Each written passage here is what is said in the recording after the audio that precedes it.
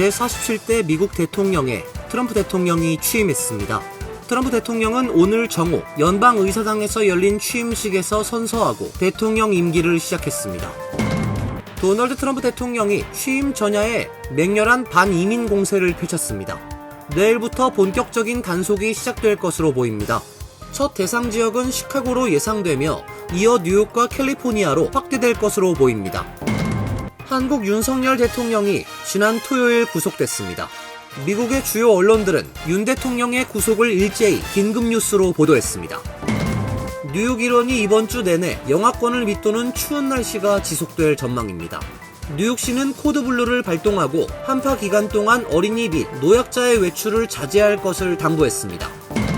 고병환성 조류독감 AI가 전국적으로 유행하고 있는 가운데 조지아주의 기업형 양계장에서 AI 감염이 발생해 비상이 걸렸습니다.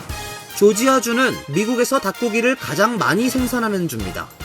이상은 오늘의 주요 뉴스입니다. 시청자 여러분 안녕하십니까? KBN 뉴스입니다. 제47대 미국 대통령에 트럼프 대통령이 취임했습니다. 트럼프 대통령은 오늘 정오 연방의사당에서 열린 취임식에서 선서를 하고 대통령 임기를 시작했습니다. 오늘 취임식 행사 김태희 기자가 전해드립니다. 트럼프 대통령은 오늘 워싱턴 DC 연방의회 의사당 중앙홀에서 열린 취임 연설에서 미국은 전 세계로부터 존중받게 될 것이라면서 다른 국가들이 우리를 함부로 활용하지 못할 것이라며 미국의 국익을 가장 우선시하겠다고 밝혔습니다. 트럼프 대통령은 미국의 황금기는 오늘부터 시작이라고 운을 뗀 뒤 우리의 주권을 되찾을 것이라며 안전을 회복할 것이라고 말했습니다.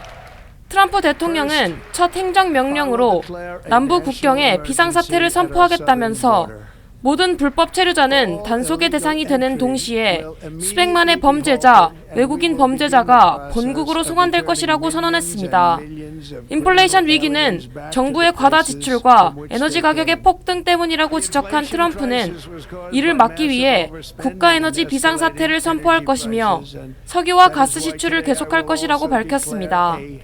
미국은 다시금 제조업 강국이 될 것이라고 한 트럼프는 인플레, 물가를 잡고 미국의 에너지를 전 세계로 수출할 것이라고 밝혔습니다. 아울러 그는 그린 뉴딜은 끝났다, 전기차 의무화 정책도 철회할 것이라고 덧붙였습니다. 오늘 취임식은 한파로 로널드 레이건 전 대통령의 두 번째 취임식 이후 40년 만에 실내에서 진행됐습니다. 취임식에는 조 바이든 대통령 부부, 빌 클린턴 전 대통령 부부, 버락 오바마 전 대통령 등 내빈 800여 명이 참석했습니다. 트럼프 대통령은 78세 7개월의 나이로 미국 역대 최고령 대통령 기록을 작성했으며 2021년 퇴임 이후 4년 만에 징검다리 재집권에 성공한 사례는 132년 만에 처음입니다. KBN 뉴스 김태희입니다. 도널드 트럼프 대통령이 취임 전야에 맹렬한 반이민 공세를 펼쳤습니다. 트럼프 2기 초강경 국경 정책이 예상되는 가운데 당장 내일부터 본격적인 단속이 시작될 것으로 보입니다. 첫 대상 지역은 시카고로 예상되며 이어 뉴욕과 캘리포니아로 확대될 것으로 보입니다. 트럼프 당선인은 어제 워싱턴 캐피털 원 아레나에서 한 연설에서 내일 석양과 함께 우리 국경에 대한 침공, 불법 월경은 중단될 것이라고 말했습니다. 반이민은 2016년 대선 당시부터 그의 대표적인 정치 슬로건이었습니다. 트럼프는 바이든 행정부의 국경 정책을 거론, 개방 국경을 통해 수백만 명이 신원 검사도 없이 우리 국가에 들어오도록 했다라며 이들 중 다수가 살인자라고 주장했습니다. 이어 그들 중 52%는 사람을 한 명 넘게 죽였다라며 그들은 안전하지 않다라고 목소리를 높였습니다. 남미 국가인 베네수엘라에서 갱이 미국으로 넘어온다는 주장도 펼쳤습니다. 그는 특히 이들이 거친 사람들이라며 경찰을 부르려는 이들의 손가락을 자른다고 주장했습니다.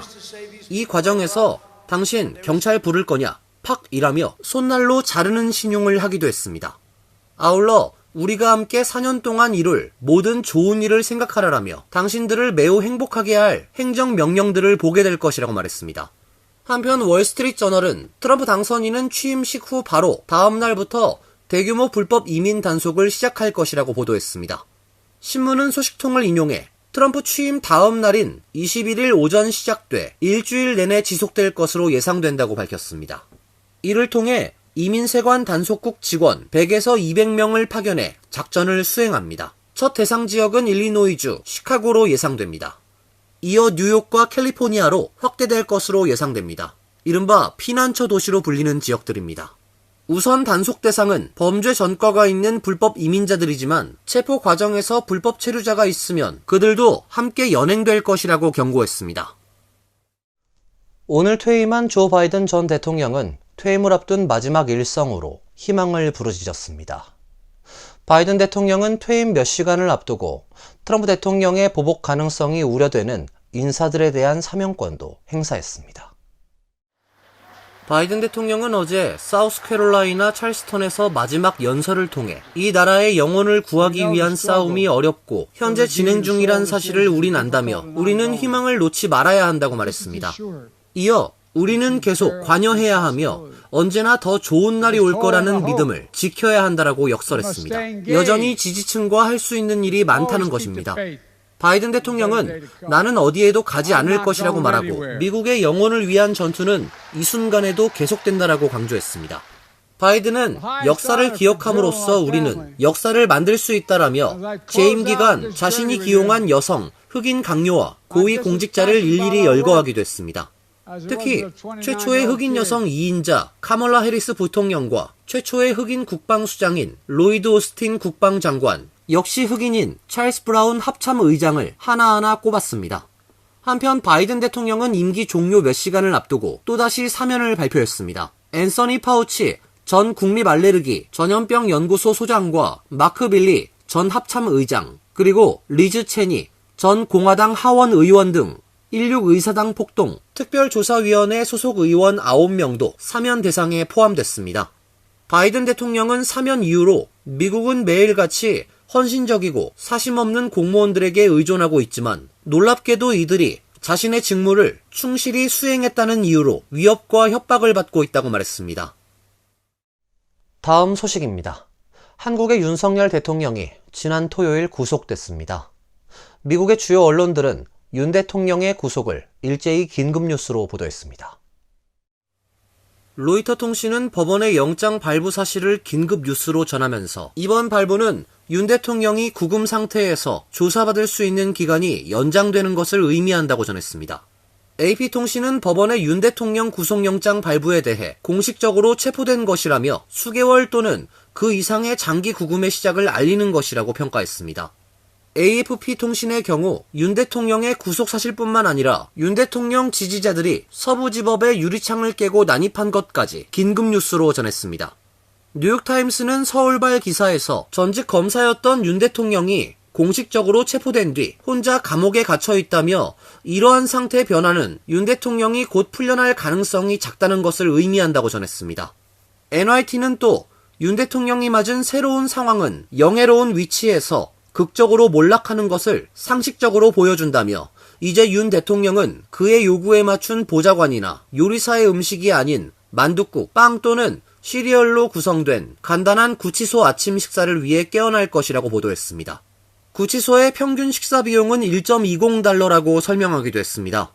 특히 윤 대통령이 지난 15일 공개한 6필 국민께 드리는 글에서 아이러니하지만 탄핵 소추가 되고 보니 이제서야 제가 대통령이구나 하는 생각이 든다고 적은 것을 두고 NYT는 그가 촉발한 극적인 정치적 격변은 일반 한국인만큼이나 윤 대통령 자신을 놀라게 한 것 같다고 짚었습니다. 뉴욕 일원이 이번 주 내내 영하권을 밑도는 추운 날씨가 지속될 전망입니다. 뉴욕시는 코드블루를 발동하고 한파 기간 동안 어린이와 노약자의 외출을 자제할 것을 당부했습니다. 국립기상청에 따르면 이번 주 뉴욕 일대에는 강추위가 예상된다며 각별한 주의를 당부했습니다. 오늘 아침 최저기온이 화씨 12도, 낮 최고기온도 화씨 27도에 머물렀습니다. 내일은 기온이 더 내려갑니다. 내일의 최저기온은 화씨 11도, 섭씨 영하 12도, 최고기온은 화씨 18도, 섭씨 영하 8도로 예상됩니다. 수요일도 최고기온 화씨 19도, 최저기온 화씨 14도로 추운 날씨가 이어지겠습니다. 뉴욕시 재난비상관리국은 날씨경보를 발령했고 뉴욕시 노숙자 서비스국은 오후 4시부터 오전 8시까지 화씨 32도 아래로 떨어질 때 발동하는 코드블루를 선언했습니다. 이 기간 동안 DHS는 추위에 취약한 시민들에게 아웃리치 활동을 하고 쉘터 등에 연결해주는 작업을 하게 됩니다. 뉴욕시는 한파 기간 어린이 및 노약자의 외출을 자제할 것을 당부했습니다. 뉴욕시 외곽 지역의 경우 어제 내린 눈이 갑자기 얼어붙으면서 길이 위험해질 수 있어 주의를 당부했습니다. 캐시 호컬 뉴욕 주지사는 긴급 경보 서비스에 등록해 알람을 받을 것을 당부했으며 필 머피 뉴저지 주지사도 비상사태를 선포하고 꼭 필요한 경우가 아니라면 도로에서 벗어나 있기를 권한다고 전했습니다. 고병원성 조류독감 AI가 전국적으로 유행하고 있는 가운데 조지아주의 기업형 양계장에서 AI 감염이 발생해 비상이 걸렸습니다. 조지아주는 미국에서 닭고기를 가장 많이 생산하고 있는 주입니다. 조지아주 농무부는 17일 엘버트 카운티에 있는 기업 양계장에서 고병원성 조류독감이 발견됐다고 공식 발표했습니다. 이곳은 주도 애틀란타시에서 북동쪽으로 100마일 거리에 있는 지역입니다. 이에 따라 발견된 양계장의 회사는 모든 가금류의 전시, 진열, 교환, 판매를 완전히 중단시켰습니다. 조지아주에서는 전에도 AI 바이러스가 4차례나 발견됐지만 모두가 가정집 뒤뜰에서 키우는 닭들이었습니다. 애틀란타시 남쪽의 클레이턴 카운티에서 이달에 13마리의 닭과 오리에게서 발견된 것이 가장 최근의 경우입니다.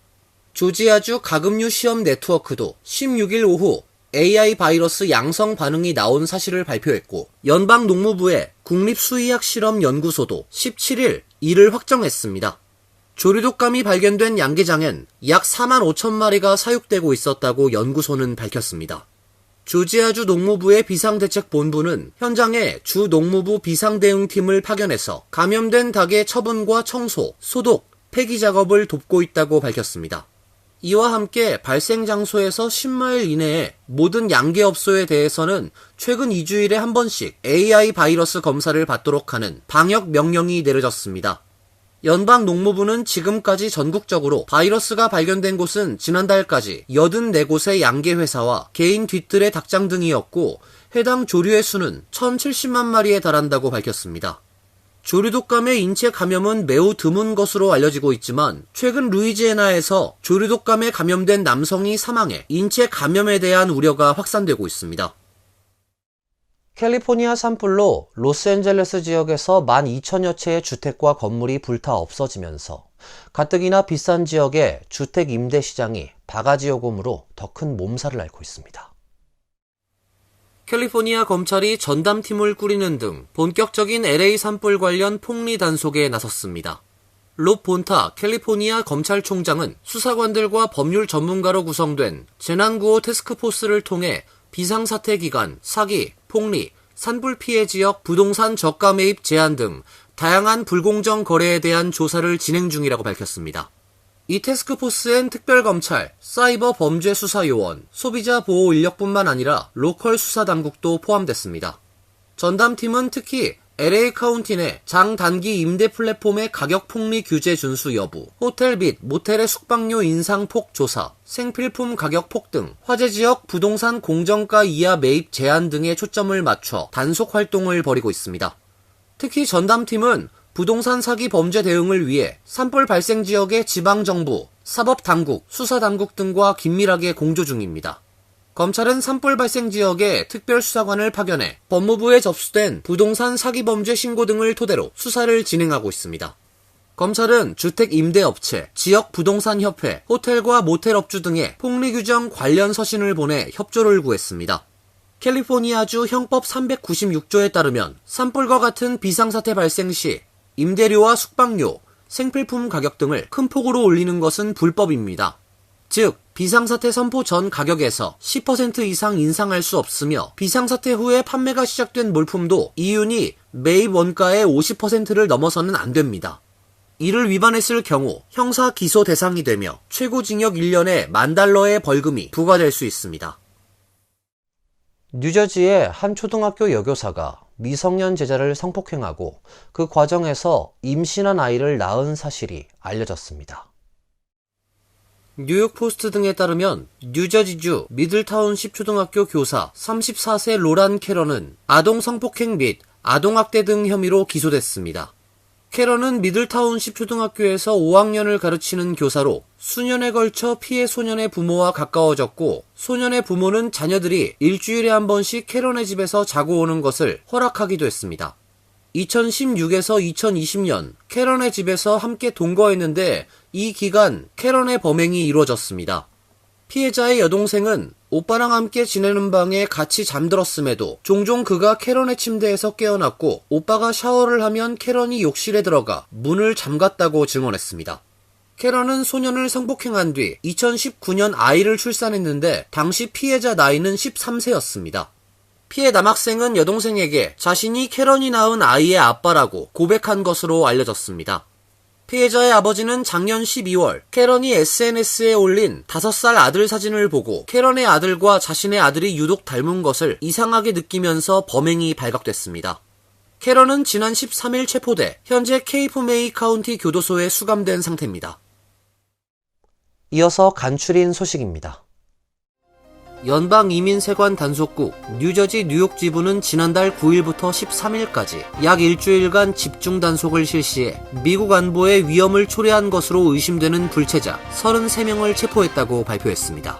IC 뉴욕 지부는 국가안보, 공공안전 등의 위협이 되는 것으로 판단되는 추방 가능한 불체자들이 체포 대상이 됐다며 가정폭력, 성범죄, 절도, 폭행, 불법 무기 소지, 마약 등 중범죄를 저지른 불체자를 특별 체포 대상으로 삼았습니다. 아울러 이전에 추방됐다가 다시 불법 입국한 이들도 단속 대상이 됐다고 밝혔습니다. 뉴저지 주 정부를 대리하는 랜디 마스트로 변호사는 지난 17일 연방법원 뉴저지 지법에 보낸 서한에서 맨하탄 혼잡 통행료를 중단시키기 위해 새로운 소송을 진행할 것이라고 밝혔습니다. 마스트로 변호사는 서한에서 지난 3일 법원이 내린 시행금지 가처분 신청을 기각한 결정에 대한 항소를 취하하는 대신 지난해 11월 뉴욕 주지사가 통행료를 당초 예정됐던 $15에서 $9로 내린 수정안에 대해 연방고속도로관리국이 별도의 추가 검토 없이 승인 결정을 내린 것을 문제 삼는 새로운 소송을 제기할 계획이라고 적시했습니다. 뉴저지 주 정부는 수정된 입장을 담은 소송 제기를 허용해달라는 신청서를 곧 재판부에 제출할 것으로 예상됩니다. 뉴욕시가 발표한 2026 회계연도 새 예산안에는 3세 아동들을 위한 무상 보육 프로그램인 3K 예산이 전년 대비 1억 1,200만 달러 삭감됐습니다. 3만 8천 명을 지원할 수 있는 규모의 예산이 사라진 것입니다. 반면 K8학년 학생들을 위한 여름방학 무료 학습 지원 프로그램 서머라이징에 1억 달러를 책정해 비교됩니다. 뉴욕시에 따르면 3K 무상 보육 프로그램 정원은 5만 2천 명으로 현재 수혜 아동은 약 4만 8천 명에 달합니다. 특히 이 프로그램의 의지에 어린 자녀를 보육원에 맡기고 직장에 나가는 부모가 상당수에 달해 관련 예산 삭감은 사보육비 부담 증가로 이어질 수 있습니다. 미주리주 세인트루이스에서 아내를 고양이 캐트리로 폭행한 한인 남성이 1급 폭행 혐의로 기소됐습니다. 지역 매체 퍼스트 얼럿 4에 따르면 61세 한인 남성 이기원 씨가 지난달 17일 자신의 아내를 캐트리로 여러 차례 때린 혐의로 1급 폭행 및 무기 사용 혐의로 기소됐습니다. 유니버시티 경찰은 사건 당시 이 씨가 아내를 폭행하는 장면이 담긴 영상과 피해자 몸의 멍과 상처 사진도 확보했다고 밝혔습니다. 피해자가 폭행당한 뒤 절뚝거리며 걷는 모습 역시 확인됐다고 덧붙였습니다. 피해자는 이 씨가 캐트리 외에도 도자기 컵으로 자신의 머리를 가격했다고 진술했습니다. 이 씨는 경찰 조사에서 폭행 사실을 인정한 것으로 알려졌습니다. 환율과 증권 소식입니다.